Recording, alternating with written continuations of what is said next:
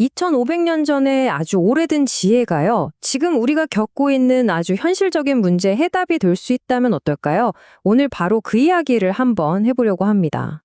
자, 이런 상황 한번 생각해 볼까요? 여러분의 상사나 팀장 아니면 어떤 권력을 가진 사람이 명백하게 선을 넘고 있어요. 우리 회사의 우리 팀의 가장 중요한 원칙을 그냥 무시해 버리는 거죠. 이럴 때 정말 머릿속에 복잡해지죠. 그냥 나를 위해서 입을 꾹 다물 것인가? 아니면 어떤 불이익이 닥칠지 알면서도 이건 아닙니다라고 목소리를 낼 것인가? 정말 어려운 선택의 순간입니다. 근데요, 이런 고민 사실 우리만 하는 게 아니더라고요. 놀랍게도 무려 2500년 전 공자가 바로 이 문제에 대한 아주 중요한 실마리를 남겼습니다. 자, 그럼 다 같이 시간 여행을 한번 떠나볼까요? 때는 2500년 전, 배경은 어느 관청입니다. 여기에 세 명의 주요 인물이 등장하는데요. 먼저 힘은 막강하지만 뭔가 잘못된 길을 가고 있는 상사, 계씨가 있고요. 그리고 유능하긴 한데 이 상사 때문에 엄청나게 갈등하는 부하 직원, 염유가 있습니다. 마지막으로 이 모든 상황을 지켜보는 전설적인 멘토, 바로 공자입니다. 사건의 발단은 이렇습니다. 상사인 계씨가 갑자기 태산에서 제사를 지내겠다고 선언한 거예요.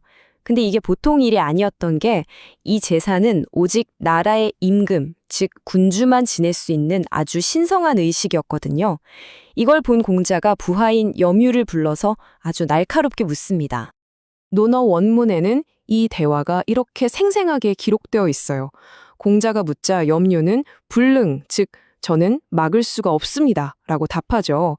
자신의 무력함을 그냥 인정해버린 거예요. 이 말을 들은 공자가 정말 크게 탄식합니다. 아이고, 저 신성한 태산이 예의의 기본을 아는 저 평범한 임방이라는 사람만도 못하단 말인가? 하고요. 아니, 제사 한번 지내는 게 그렇게까지 큰일인가 싶으시죠? 근데 당시 계시의 행동은요, 예라고 하는 사회의 근간을 흔드는 엄청난 사건이었습니다. 이 예라는 건 쉽게 말해서 사회 질서를 유지하는 약속이자 시스템 같은 거였거든요. 바로 이 사건을 통해서 공자는 불의에 맞닥뜨렸을 때 우리가 가질 수 있는 어떤 희망, 아주 중요한 철학적 개념 하나를 우리에게 보여줍니다. 그게 바로 사필 규정입니다.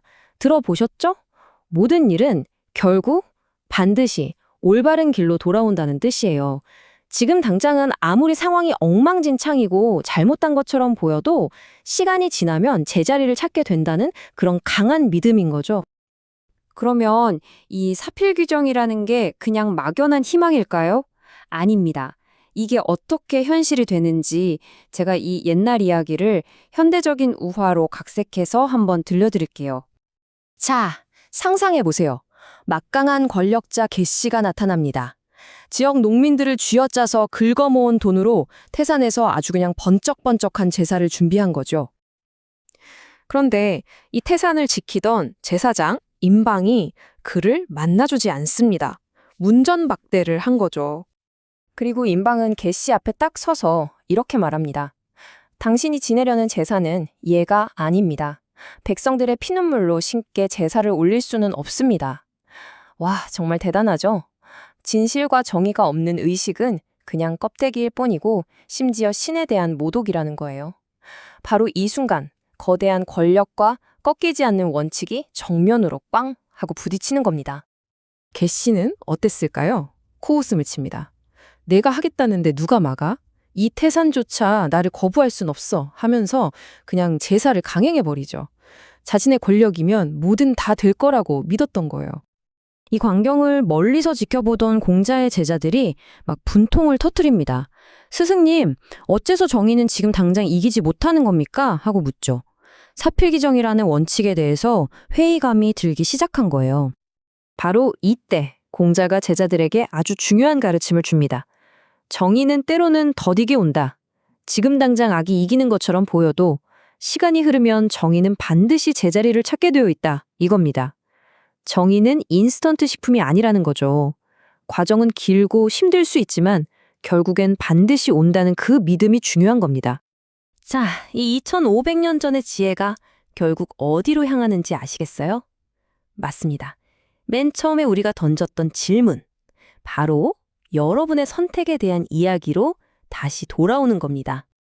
공자의 가르침은요, 그냥 무작정 상사한테 대들어라. 이게 아니에요.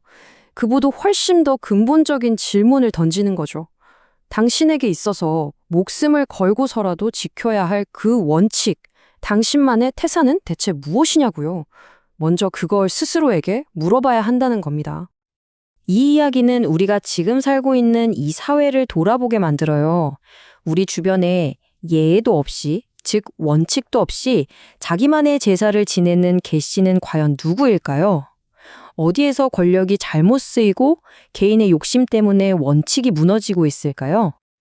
그리고 마침내 이 모든 이야기는 단 하나의 가장 중요한 질문으로 이어집니다. 이 오래된 이야기는 결국 남의 얘기가 아니라 바로 나 자신의 이야기입니다.